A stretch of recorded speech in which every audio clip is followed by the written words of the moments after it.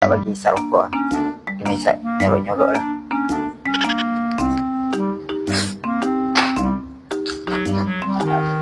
Kecil, ada bau apa? Asap tu. Siapa rokok? Rokok ke? Ada, boleh cek lah kalau saya isap.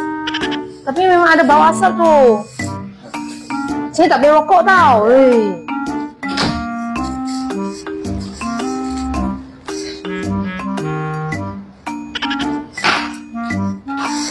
Betul lah.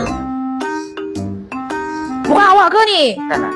Habis siapa? Mungkin ada orang bakar sampah. Buka tangan tu. Itu bau dari mana tu? Bukan awak Bukan lah.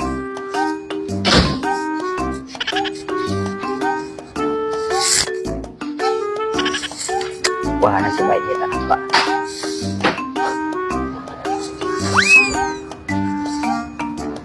Awak ke tu? Tak tengok, orang bakar sampah. Memang ada bau asap. Saya tak percaya.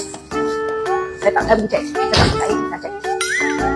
Hei, apa ni? Tipu aku. Rokok dalam tempat aku.